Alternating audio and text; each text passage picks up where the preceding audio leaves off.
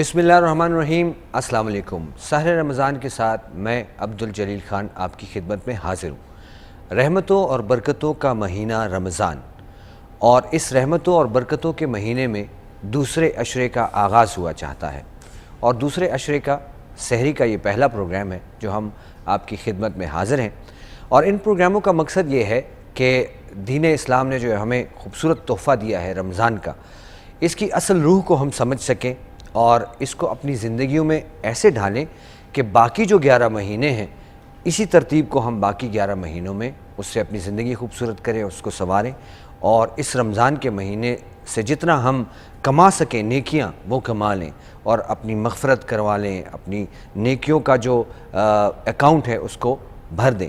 دنیا کے لیے تو ہم لگے رہتے ہیں، دنیا کی ہر کوشش، ہر خواہش کے پیچھے ہم بھاگتے دوڑتے رہتے ہیں، لیکن ہمیں دین اور دنیا کو ساتھ ساتھ لے کر چلنا چاہیے۔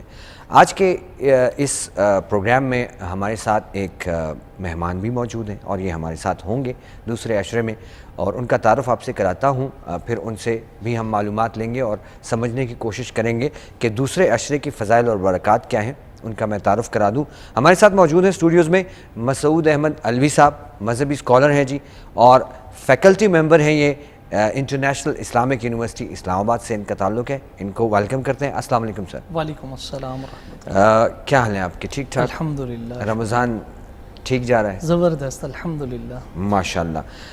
دوسرا عشرہ شروع ہوا چاہتا ہے، تو اس کی تھوڑے سے آپ شروع میں فضائل اور برکات پہ تھوڑی سی بات کریں تو پھر گفتگو کا سلسلہ آگے چلاتے ہیں۔ جی، بسم اللہ الرحمن الرحیم۔ رسول اللہ صلی اللہ علیہ وسلم کی ایک مبارک حدیث ہے، میں اپنی گفتگو کا آغاز اس سے کرنا چاہوں گا۔ آپ صلی اللہ علیہ وسلم نے رمضان المبارک کی ایک بڑی خوبصورت تقسیم فرماتے ہوئے ایک جملہ ارشاد فرمایا کہ یہ وَهُوَ شَهْرٌ أَوَّلُهُ رَحْمَةٌ، یہ ایک ایسا مہینہ ہے کہ اس کا جو پہلا حصہ ہے وہ رحمت ہے، وَأَوْسَطُهُ مَغْفِرَةٌ، جو اس کا درمیانی حصہ ہے وہ مغفرت ہے، وَآخِرُهُ عِتْقٌ مِّنَ النَّارِ، اور جو اس کا آخری حصہ ہے وہ جہنم سے آزادی کا حصہ ہے۔ تو اب جب ہم رمضان المبارک کو دیکھتے ہیں، اس میں تقریباً کمی بیشی کے ساتھ 30 دن ہوتے ہیں۔ اب یہ جو 30 دن ہیں اگر ہم ان کو تقسیم کریں تو ایک 10 دن کا پہلا سیٹ بنتا ہے، پھر دوسرا 10 دن کا، اور تیسرا 10 دن کا۔ یہ جو 10 دن ہیں ان کو ہم لوگ اردو میں بھی عام طور پہ کہتے ہیں عشرہ۔ تو جب ہم عشرہ کہتے ہیں نا، تو عشرہ جو عربک کاؤنٹنگ ہے اس میں عشرہ کہتے ہیں 10 کو، تو اردو میں بھی ہم اس کو اسی طرح لے آتے ہیں اور کہتے ہیں پہلا عشرہ یعنی پہلے 10 دن، دوسرا عشرہ دوسرے 10 دن، تیسرا عشرہ تیسرے 10 دن۔ تو ابھی الحمدللہ جو آپ کے ساتھ ہم یہ ٹرانسمیشن میں شریک ہیں، تو ہمارے جو معزز ناظرین ہیں وہ اس وقت الحمدللہ 11واں روزہ رکھنے کی تیاری کر رہے ہیں۔ تو 10 روزے مکمل ہو جائیں، اور جو 11واں روزہ ہے وہ گویا کہ دوسرے عشرے کا پہلا دن ہے۔ تو یہ جو دوسرا عشرہ ہے یہ عشرہ ہے عشرہ مغفرت، اس کو کہا جاتا ہے۔ ان 10 دن کا اگر ہم نام دیں تو ہم دیں گے عشرہ مغفرت۔ تو عشرہ مغفرت کا آغاز ہو رہا ہے اور آج اس کا پہلا دن ہے۔ تو یہ جو پہلا دن ہے اس میں یہ ضروری سمجھوں گا کہ جو ہمارے معزز ناظرین ہیں انہیں بتایا جائے کہ مغفرت ہے کیا چیز۔ مغفرت عربک کا ایک ورڈ ہے، ہم اردو میں بھی اس کو کثرت کے ساتھ استعمال کر رہے ہوتے ہیں۔ ہماری مساجد میں دعائیں ہو رہی ہوتی ہیں، یا اللہ پاک ہماری مغفرت فرما۔ آپ نے دیکھا ہوگا، ہم دیکھتے ہیں کہ ہمارے جو پیارے اس دنیا سے چلے جاتے ہیں تو سب سے زیادہ ان کے لیے جو ہم لوگ دعا کرتے ہیں وہ یہ کرتے ہیں، یا اللہ مرحوم کی مغفرت فرما، ان کی بخشش فرما۔ تو یہ جو مغفرت کا لفظ ہے نا، بیسیکلی یہ ہے غفرہ سے، اس کے جو روٹ ورڈز ہیں، جو فارم ہے اگر ہم اس کو دیکھیں تو وہ غین فارا غفرہ ہے، اور یہ غفرہ عربک میں کہتے ہیں چھپانے کو، چھپا دینا، کسی چیز کو ڈھک دینا، پردہ ڈال دینا۔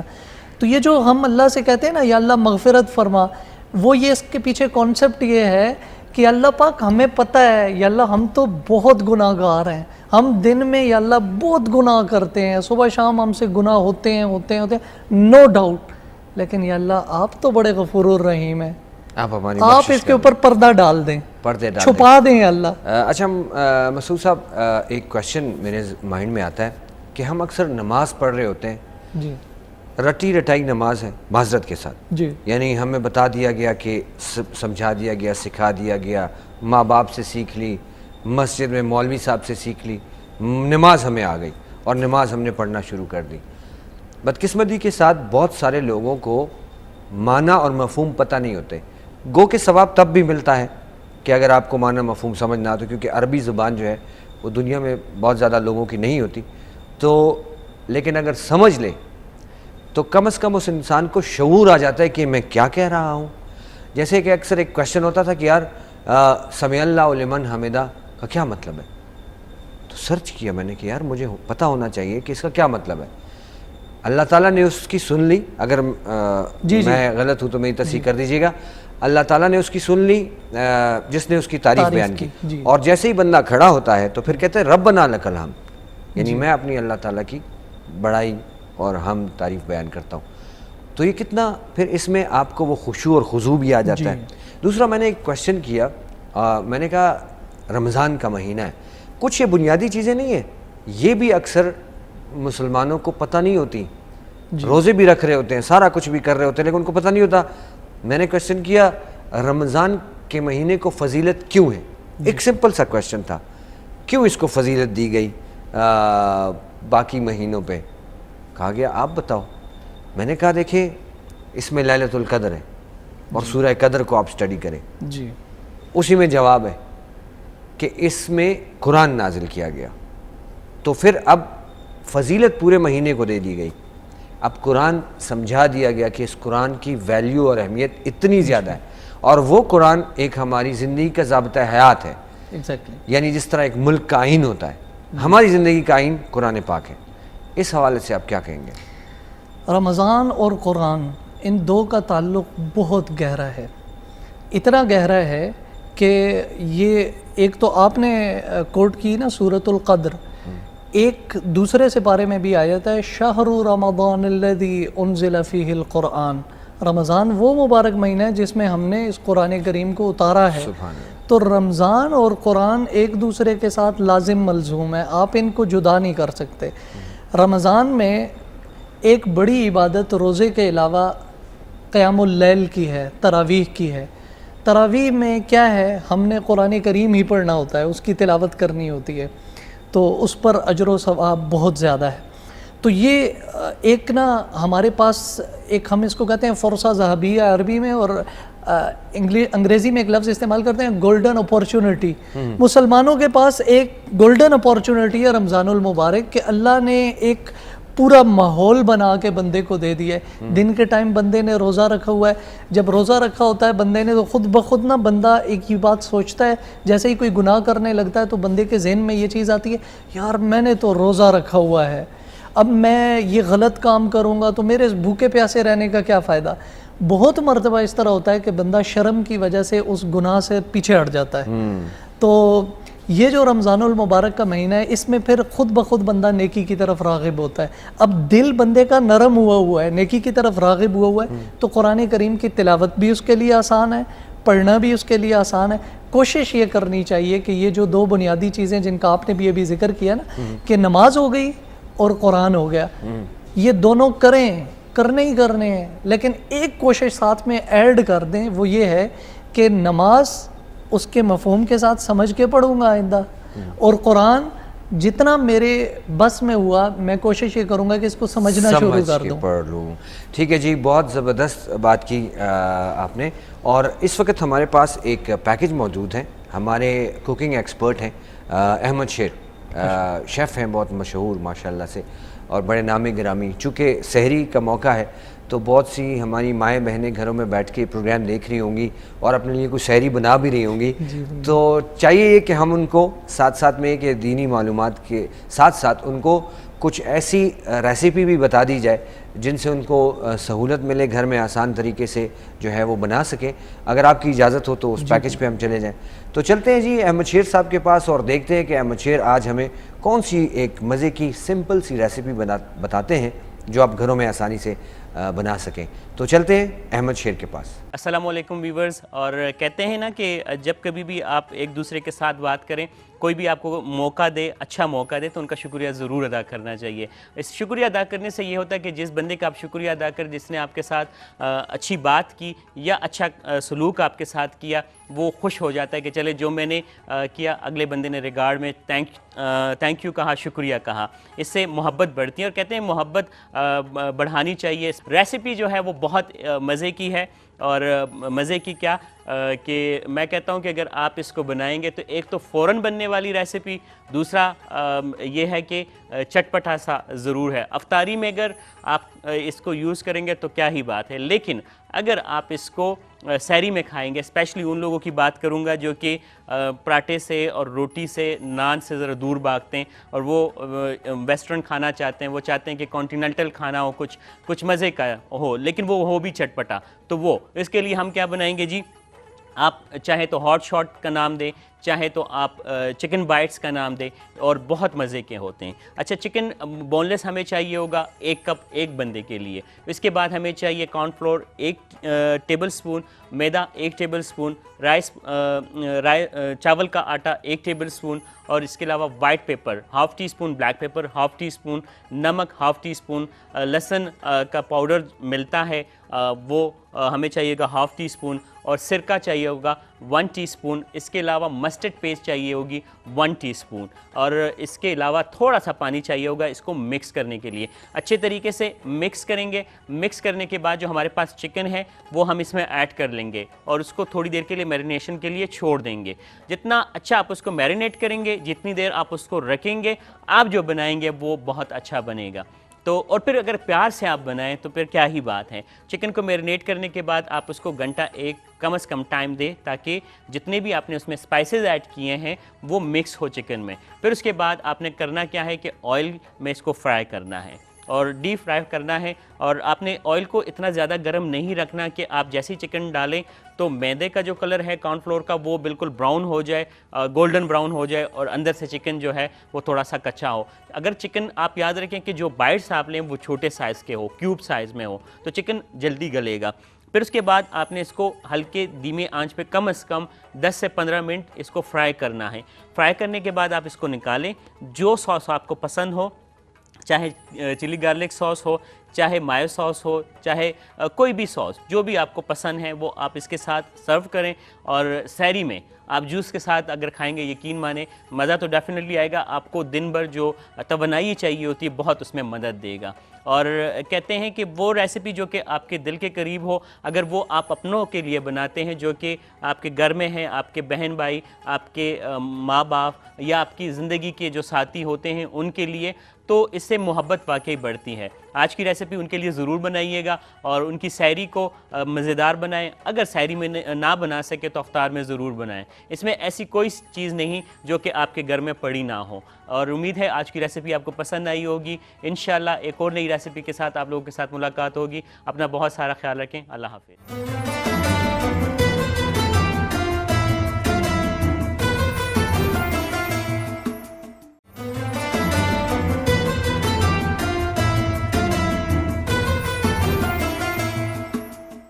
جی, آپ نے احمد شیر کی مزے کی ریسیپی سنی بھی, دیکھی بھی, اور یقیناً سیکھی بھی ہوگی. مسعود صاحب بیٹھے ہوئے ہیں, مسعود احمد ننوی صاحب مذہبی اسکالر ہیں, ان سے گپ شپ کا سلسلہ چل رہا ہے, بات چیت ہو رہی ہے. سر ایک کویشچن کرنا چاہ رہا ہوں. ابھی پچھلے دنوں میں نے ایک نظم کہہ لیں یا اس طرح, اس سے بھی یہ چیز ذہن میں آئی, احمد فراز صاحب کی تھی شاید, لیکن اس کا ایک ہی بس مجھے وہ مصرع کہہ لیں یا کچھ وہ یاد آیا کہ مطلب میں روزے سے ہوں, مطلب کچھ بھی وہ لائنیں بیچ میں ایڈ کر کے اور اینڈ میں کہہ میں روزے سے ہوں. وہ ایک طنز تھا اس میں کہ اکثر ایسے کیوں کیا جاتا ہے کہ جب روزے سے ہم ہوتے ہیں تو اس کو ہم اپنے اوپر اتنے سوار کر لیتے ہیں, یا اتنی انتہا پسندی ہم میں کیوں ہوتی ہے, اتنی شدت کہ ہم دنیاوی معاملات جو ہیں بھئی وہ تو اس کے ساتھ چلانے ہیں نا. کہیں تو یہ حکم نہیں آیا کہ رمضان میں آپ باقی ساری چیزیں چھوڑ کر جو ہے تو رمضان کا روزہ رکھیں گے, آپ اپنی ڈیوٹی نہیں کریں گے, اسکول کے بچے اسکول نہیں جائیں گے, اچھا کالج کے لڑکے لڑکیاں کالج نہیں جائیں گے, ٹیچر جو ہے وہ اپنا سبق نہیں پڑھائے گا یا کچھ بھی. تو اس حوالے سے آپ کیا کہیں گے؟ بعض لوگ اپنے اوپر یہ روزے کو اتنا طاری کر دیتے ہیں کہ بس ان سے بات کرنا بھی محال ہوتی ہے، یا وہ ایسا ایکٹ کر رہے ہوتے ہیں کہ جی بس ان کو نہ چھیڑا جائے، وہ تو اس وقت بہت زیادہ عبادت میں ہیں؟ کیا کہتے ہیں؟ جزاک اللہ، یہ بہت اچھا سوال ہے، بلکہ اچھا سوال ہونے کے ساتھ زندہ سوال ہے۔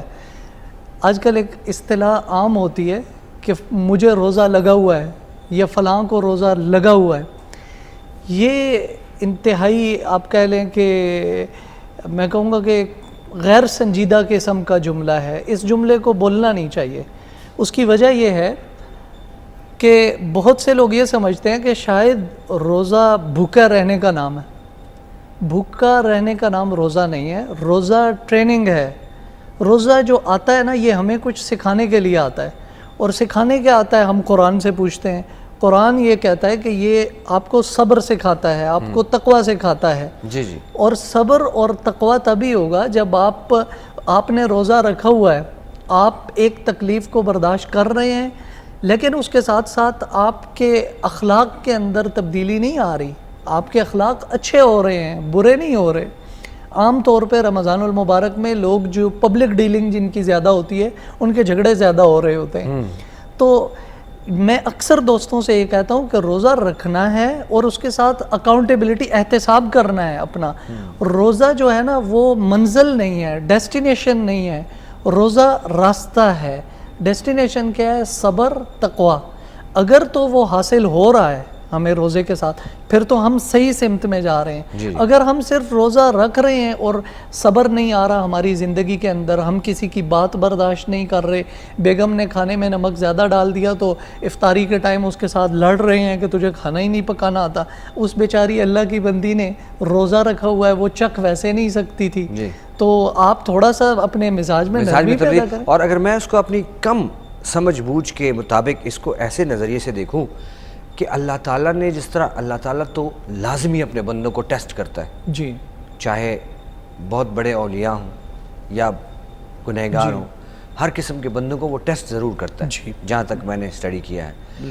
تو جس طرح ہم سنتے ہیں کہ چائے کی پتی کا اصل رنگ تب پتہ چلتا ہے جب وہ کھولتے ہوئے پانی میں بالکل ایسا اس کو ڈالا جائے، تو کیا پتہ یہ وہی ٹیسٹ ہو کہ جیسے ہم کسی جانور کو اگر بھوکا رکھیں تو ظاہر ہے اس کا پھر اصل مزاج تو تب سامنے آئے گا نا کہ وہ ہمارے ساتھ کتنا لائل ہے۔ بالکل ایسا پھر تو وہ کہیں خونخوار نہیں بنتا یا اس طرح نہیں کرتا، اس کا اخلاق کا معیار کیا ہے۔ تو اسی چیز کو اگر انسانوں پہ امپلیمنٹ کر دیا جائے کہ یار جب آپ کو بھوک لگی ہوئی ہے، جب آپ کو پیاس لگی ہوئی ہے اور پھر بھی کوئی آ رہا ہے، اور آپ کا ٹیمپرامنٹ کیا ہے، آپ کے اعصاب پہ قابو کتنا ہے، برداشت کتنا ہے، کیا سمجھتے ہیں اس کو؟ بالکل ایسا ہی ہے۔ آپ اس کو ٹریننگ کا نام دیں یا آپ اس کو آزمائش کا نام دیں، ایک ہی بات ہے کہ آدمی ظاہر ہے جس وقت وہ لوگوں کے بیچ میں بیٹھا ہوا ہے، اور حضرت عمر رضی اللہ تعالیٰ عنہ سے ایک بندے نے سوال کیا کہ جی فلاں بندہ بہت اچھا ہے، تو آپ نے کہا اس کے بارے میں تم نے جج کس طرح کر لیا ہے، کیا تم نے اس کے ساتھ کوئی سفر کیا ہے؟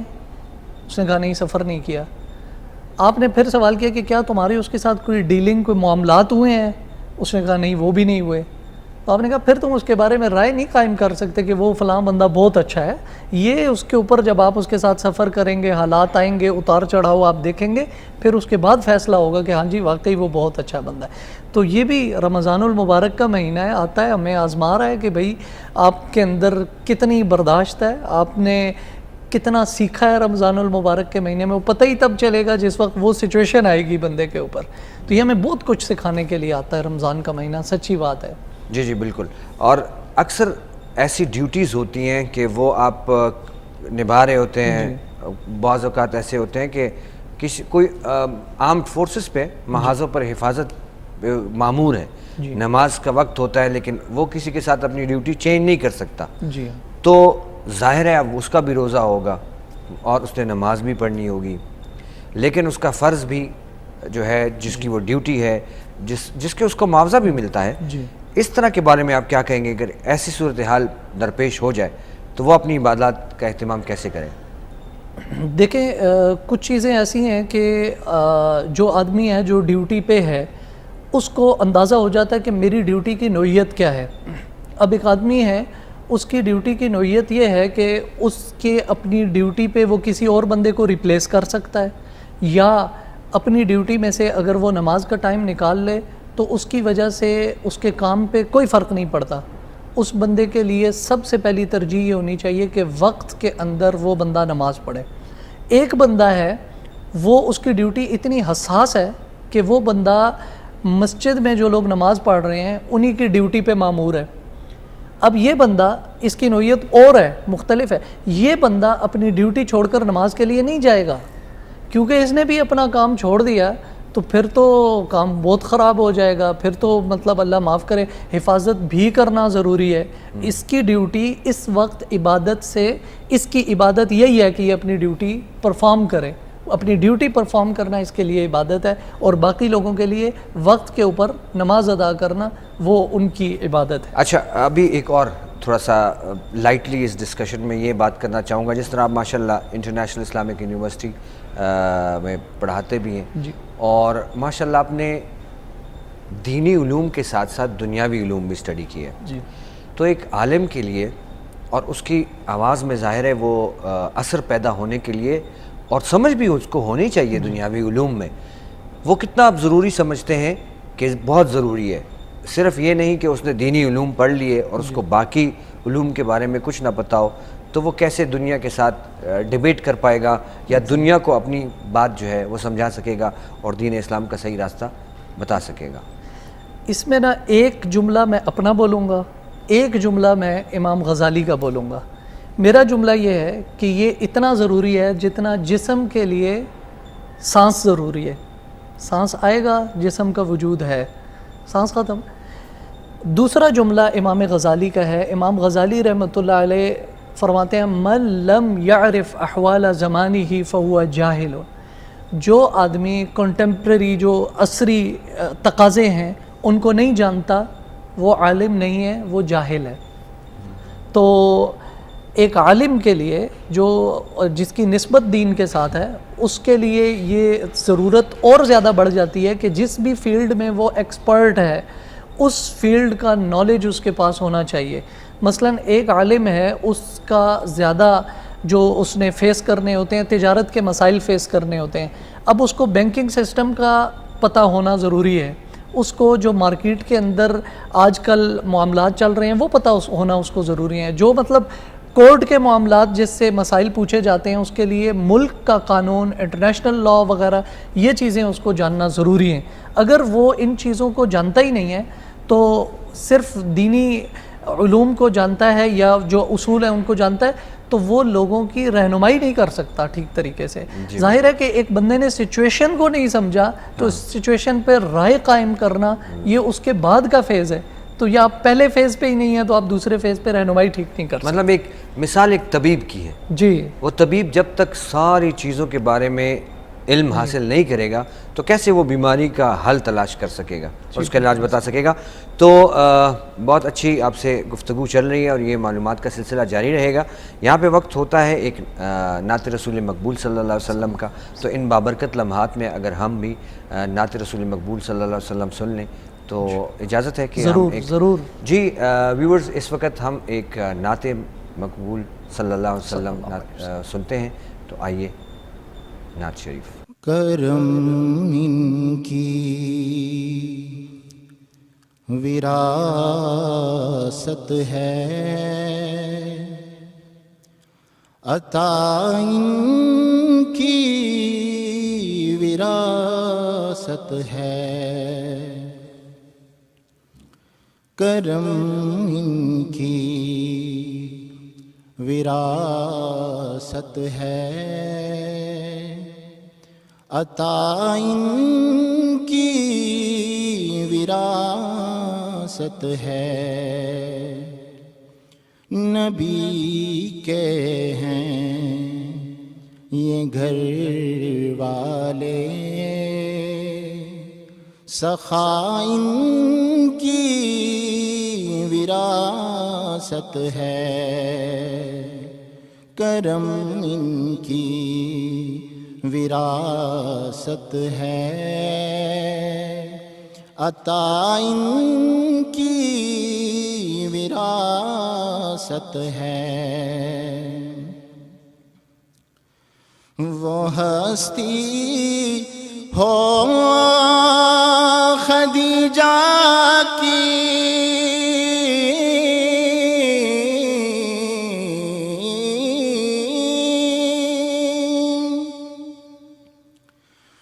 زہرا ہو کہ زینب ہو، وہ زہرا ہو کہ زینب ہو، وہ ہستی ہو خدیجہ کی،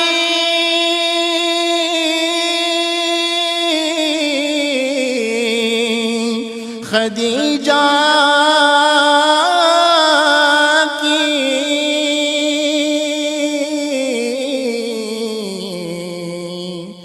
وہ ہستی ہو خدیجہ کی،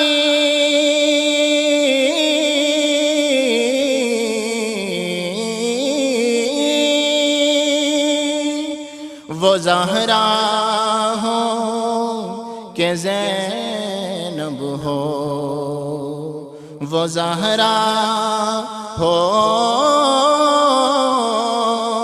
کہ زینب ہو،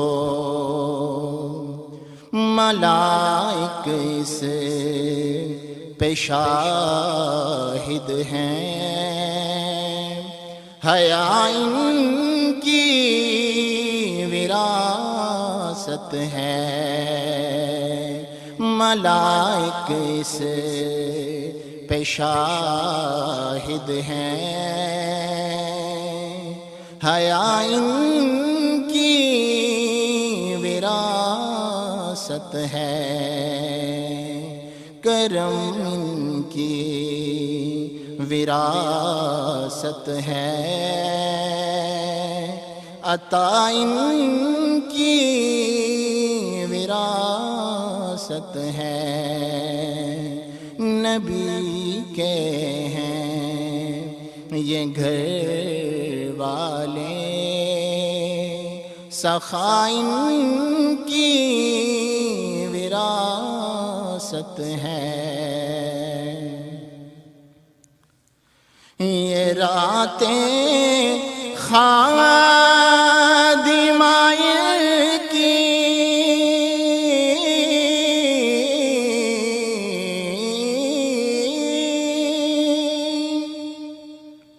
یہ دن ان کے نوکر ہیں، یہ راتیں خادمائے کی،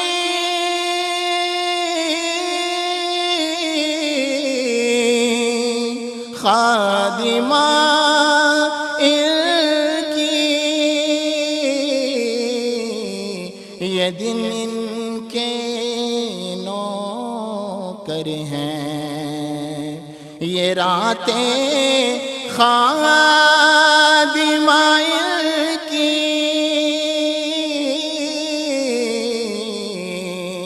یہ دن ان کے نوکر ہیں، یہ دن ان کے نوکر ہیں، یہ جب چاہیں اثر کر دیں، ضیاء ان کی وراثت ہے، یہ جب چاہیں اثر کر دیں، ضیاء ان کی وراثت ہے، کرم ان کی وراثت ہے، عطا ان کی وراثت ہے، نبی کے ہیں یہ گھر والے، سخا ان کی وراثت ہے۔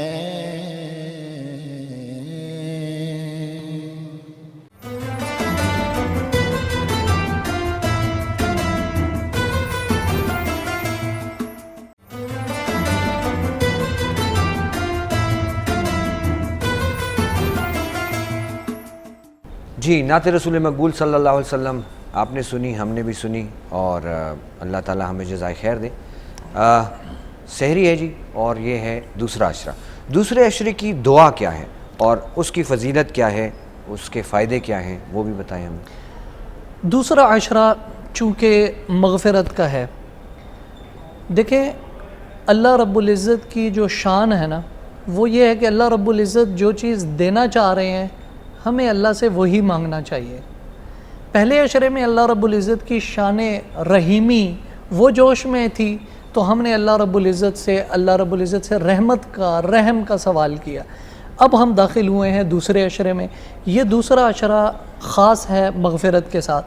اللہ رب العزت اپنے بندوں کو اس وقت بخشنا چاہ رہے ہیں، ان کی مغفرت فرمانا چاہ رہے ہیں، تو ہمیں دعا بھی یہی مانگنی چاہیے۔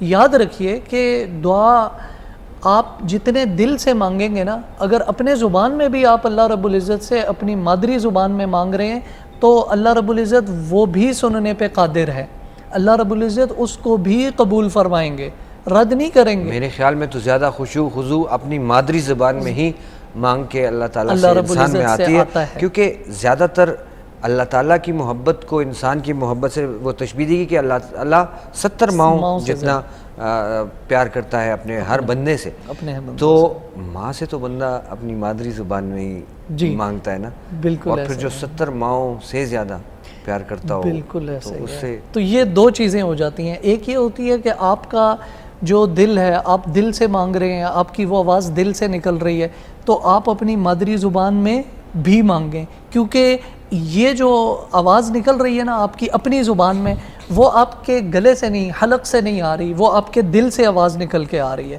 ایک آپ نے اس بات کا، جو ہمارے جتنے ناظرین ہیں انہوں نے اس کا اہتمام کرنا ہے۔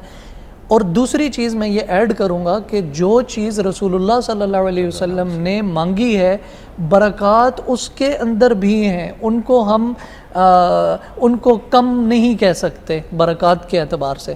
تو اس میں ایک دعا ہے جو سرور دو عالم صلی اللہ علیہ وسلم اکثر مانگا کرتے تھے، استغفر اللہ ربی من کل ذنب واتوب الیہ، کیونکہ اب اس کا میں ترجمہ کروں گا، استغفر اللہ ربی، اے اللہ میں تیرے سے مغفرت طلب کرتا ہوں اے میرے پروردگار، من کل ذنب، اپنے ہر گناہ سے، واتوب الیہ، میں تیرے سے توبہ بھی کرتا ہوں میرے اللہ۔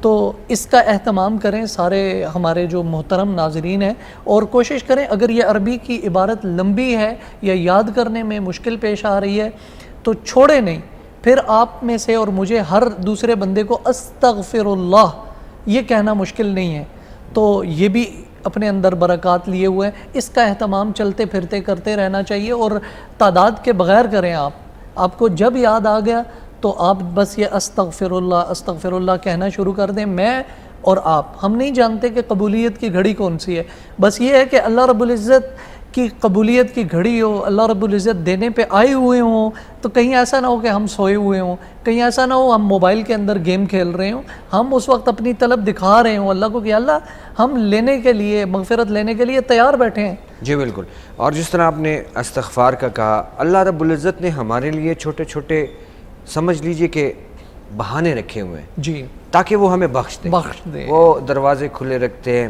اچھا، رمضان میں نیکیوں کا حساب جو ہے وہ عام مہینوں سے ثواب بہت زیادہ ہے، ٹھیک ہے نا؟ اچھا، پھر اس چیز کے الٹ اگر ہم دیکھیں، جی دونوں چیزوں کو دیکھنا چاہیے نا، کہ اگر کوئی غلطی ہو گئی، بھول چوک ہو گئی، جی کسی فرض نماز کی قضا ہو گئی یا اس طرح سے ہو گیا، تو یہ نہیں کہ عذاب بھی اتنا ہی ہوگا، جی ہے نا؟ جی کیا وہ عظیم رب ہے۔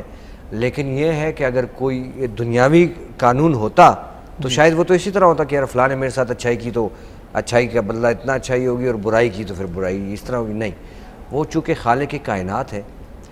لیکن بینگ مسلمان، ہمیں پھر اس مہینے میں چونکہ فضائل اس کی اتنی ہیں، برکات اس کی کتنی ہیں، تو پھر اگر کوئی بدبخت اس مہینے میں بھی اس سے کوتاہی ہو، گناہ ہو، اس کے حوالے سے آپ کیا کہیں؟ یہ بہت اچھا سوال ہے، کیونکہ ایک حدیث مبارکہ ہے حضرت کعب بن عجرہ رضی اللہ تعالیٰ عنہ کی۔ انہوں نے فرمایا کہ ایک موقع پہ رسول اللہ صلی اللہ علیہ وسلم نے ہمیں جمع کیا کہ بھئی آؤ، اور ہم گئے۔ رسول اللہ صلی اللہ علیہ وسلم مسجد نبوی کے اندر تشریف فرما تھے۔ آپ صلی اللہ علیہ وسلم منبر کی طرف چلے گئے. تو اس منبر کی طرف جانے میں، منبر کہتے ہیں وہ ایک رسول اللہ صلی اللہ علیہ وسلم کی چیئر ہوتی ہے، وہ جس کے اوپر بیٹھ کے اپنی سپیچ ڈیلیور کرتے تھے، خطاب کرتے تھے، کوئی خاص بات کہتے تھے، اور اس کی 3 سیڑھیاں ہوتی تھیں، اور آپ صلی اللہ علیہ وسلم تیسری سیڑھی کے اوپر بیٹھتے تھے تاکہ جتنی آڈینس ہے اس کو وہ نمایاں اور واضح طور پہ نظر بھی آئے، کیونکہ کمیونیکیشن ہے، اس میں نظر آنا بھی ضروری ہوتا ہے. تو رسول اللہ صلی اللہ علیہ وسلم پہلے تو روٹین میں تشریف لے جاتے تھے اور بیٹھ جاتے تھے، لیکن آج ایک عجیب کام ہوا. حضرت کعب فرماتے ہیں کہ رسول اللہ صلی اللہ علیہ وسلم پہلی سیڑھی پر آپ نے جیسے ہی قدم رکھا تو فرمایا آمین، پھر دوسری پہ پاؤں رکھا، پاؤں مبارک، تو فرمایا آمین، تیسری پہ پاؤں رکھا تو پھر فرمایا آمین. صحابہ نے بعد میں پوچھا یا رسول اللہ صلی اللہ علیہ وسلم، آپ نے آج ایک ایسا کام کیا ہے جو معمول میں آپ نہیں فرماتے. تو آپ صلی اللہ علیہ وسلم نے فرمایا دیکھو بات یہ ہے کہ میں آج جیسے ہی منبر کے قریب آیا تو میرے پاس جبرائیل امین آ گئے اور میرے سے کہنے لگے کہ ہلاک ہو گیا، برباد ہو گیا وہ شخص جس نے رمضان کا مہینہ پایا لیکن اپنی مغفرت اس میں نہیں کروا سکا. پھر میں نے جیسے ہی دوسری سیڑھی پہ پاؤں رکھا تو پھر جبرائیل نے کہا کہ ہلاک ہو گیا وہ شخص جس کے سامنے آپ کا ذکر ہوا لیکن اس نے آپ پہ درود نہیں بھیجا.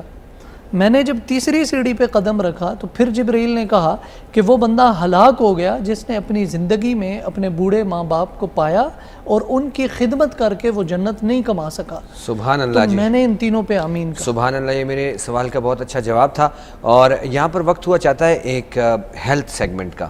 تو ہمارے پاس جو ہے ہیلتھ سیگمنٹ لے کر آتے ہیں ہر بار ڈاکٹر محمد سجاد خان. تو روزے کے ساتھ ساتھ صحت بھی بہت زیادہ ضروری ہے کہ اس پہ بھی بات ہو، اور وہ کچھ ہیلتھ ٹپس بتائیں ہمارے ناظرین کو. آئیے ناظرین دیکھتے ہیں ڈاکٹر محمد سجاد خان صاحب کا یہ پیکج.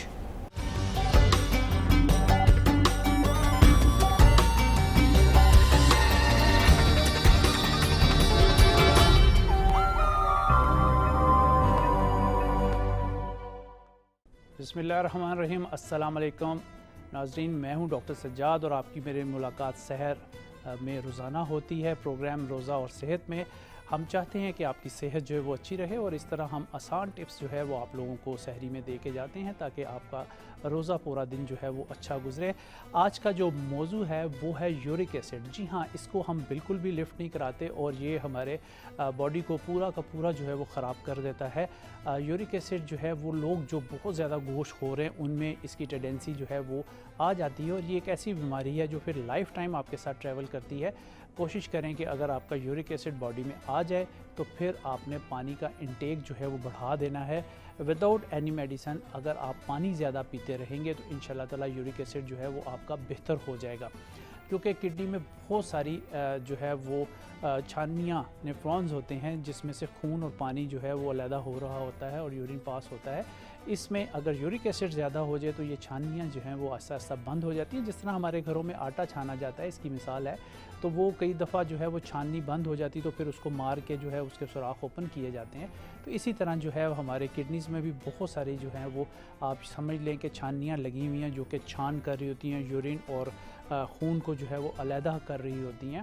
اگر یہ چھانیاں جو ہیں وہ بند ہو جائیں گی تو پھر ہمیں یورک ایسڈ جو ہے وہ بہت زیادہ تنگ کرے گا.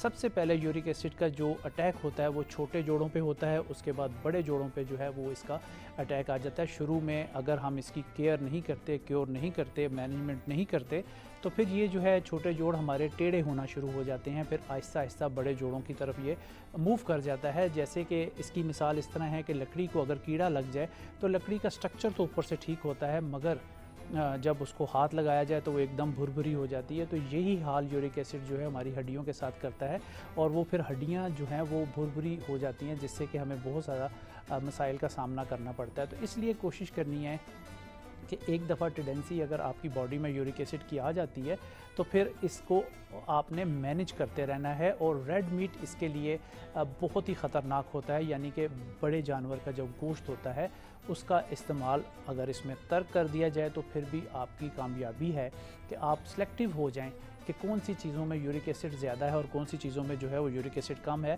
ساری دالوں میں سوائے دال مونگ کے یورک ایسڈ نہیں ہے. یہ توجہ طلب بات ہے کہ آپ یہ دیکھیں کہ چنے جو سفید ہیں, نہاری ہے, آج کل جیسے سحر اور افطار میں ہم بہت چٹپٹی چیزیں کھاتے ہیں اور یورک ایسڈ چیک بھی نہیں کرواتے, تو اس سے بھی بہت زیادہ جو ہے وہ مسائل ہو جاتے ہیں. صبح جو آپ چنے بازار سے کھا رہے ہوتے ہیں, نہاری لے کے, پائے لے کے, اس میں یورک ایسڈ کی مقدار بہت زیادہ ہے. اور جو لوگ آلریڈی پہلے سے ٹریول کر رہے ہیں یورک ایسڈ کے ساتھ, وہ کائنڈلی سحر اور افطار میں جو ہے وہ اپنی صحت کا خاص خیال رکھیں, کیونکہ اگر یورک ایسڈ کی مقدار خون میں بڑھ جائے گی تو پھر آپ کا چلنا پھرنا بھی مشکل ہو جاتا ہے. اس کی جو پرومیننٹ سمٹم آتی ہے وہ پاؤں کا جو انگوٹھا ہوتا ہے اس کے باہر والی سائڈ پہ جو ہے وہ ریڈنس آتی ہے اور سٹنگنگ پین ہوتی ہے, لائک بلٹ جیسے کوئی گن کے ساتھ فائر کر رہا ہے. پاؤں کا جو انگوٹھا ہوتا ہے اس کے باہر والی سائڈ پہ ریڈنس بھی بہت زیادہ ہوتی ہے. وقتی طور پہ اگر آپ کو اس طرح کا کوئی مسئلہ ہو جائے تو آپ لوگ کوشش کریں کہ نیم گرم پانی میں تھوڑا نمک ڈال کے جو ہے پاؤں ڈپ کر لیں, تو وہ جو شدت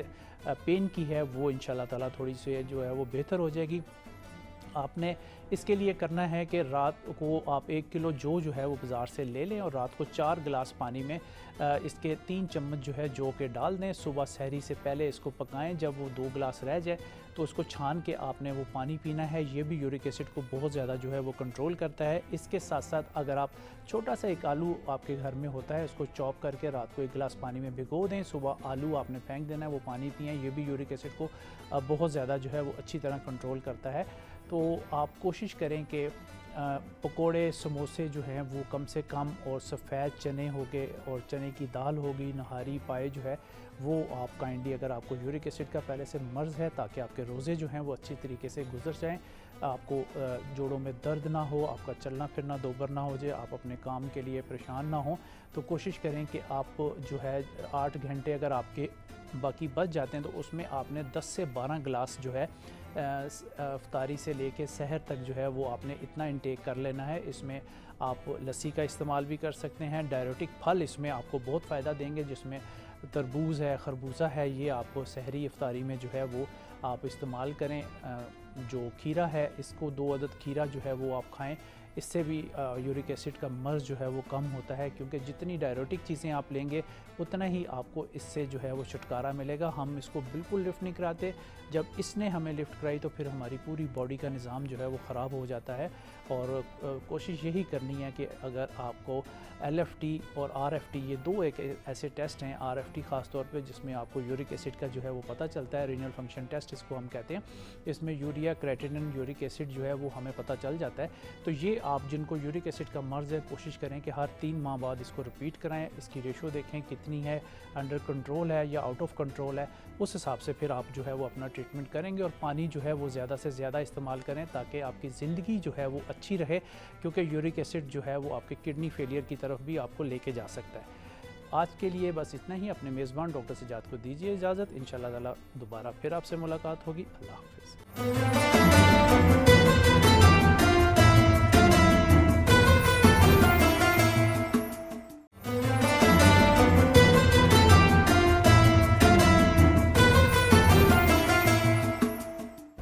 جی آپ نے دیکھا ڈاکٹر محمد سجاد خان صاحب کا یہ ہیلتھ سیگمنٹ, اور ہمارے ساتھ موجود ہیں مسعود احمد علوی صاحب, مذہبی اسکالر ہیں. بہت اچھی بات چیت ہوئی ہماری. آج دوسرا عشرہ تھا اور اس کا یہ ہمارا پہلا پروگرام تھا. پروگرام کا وقت بھی ہمارے پاس بڑا محدود رہ گیا ہے, اور ظاہر ہے بڑی بابرکت یہ رات ہے اور آخری لمحات ہیں, اور اس کے بعد ظاہر ہے گھروں میں لوگوں نے سحری بھی تیار کرنی ہوتی ہے اور انہوں نے اپنے معاملات وہ بھی کرنے ہوتے ہیں. تو آخر میں آپ سے کوئی پیغام لینا چاہوں گا دوسرے عشرے کے حوالے سے, کہ ہمارے ناظرین کو کچھ آپ دینا چاہیں. پیغام مختصر الفاظ میں یہی ہے کہ آج کی ہماری اس پوری ٹرانسمیشن کا خلاصہ یہ ہے کہ دوسرا عشرہ شروع ہو چکا ہے, پہلا عشرہ ختم ہوا ہے, اور یہ دوسرا عشرہ مغفرت کا ہے. اس میں ہم نے مغفرت مانگنی ہے, اپنی زبان میں بھی مانگیے, اور یہ جو سحری کا خاص وقت ہے یہ قبولیت کا ہے. تو اس میں اہتمام یہ ہو کہ اگر نماز سے پہلے موقع مل جائے تو 2 نوافل ادا کریں اور پھر اپنی ضرورتیں اللہ سے مانگیں. اور دوسرے نمبر پہ یہ کہ استغفار کرتے ہوئے اپنے گناہوں پہ شرمندہ ہو کر اللہ سے توبہ بھی کریں، اور یہی وہ وقت ہے جس میں اللہ کی ایک شان ہے وہ متوجہ ہوتی ہے، اور اللہ رب العزت نوازنا چاہ رہے ہوتے ہیں بندوں کو. تو جب اللہ نوازنا چاہیں تو ہم اس وقت ہاتھ پھیلائے بیٹھے ہوں، اللہ رب العزت کی رحمت ہم سب کے جو بیڑے ہیں ان کو اللہ پاک تار دے. بے شک، اور ہم سوالی وہ دینے والا اس وقت جو ہے رحمتوں اور برکتوں کے دروازے کھول دیے ہیں انہوں نے، اور ان خزانوں سے ہمیں بہت کچھ اپنے لیے حاصل کرنا چاہیے. اپنی دعاؤں میں ہمیں یاد رکھیے گا. انشاءاللہ زندگی نے وفا کی تو نیکسٹ پروگرام کے ساتھ پھر آپ کی خدمت میں حاضر ہوں گا. اپنے میزبان عبدالجلیل خان کو اجازت دیجیے. اللہ حافظ.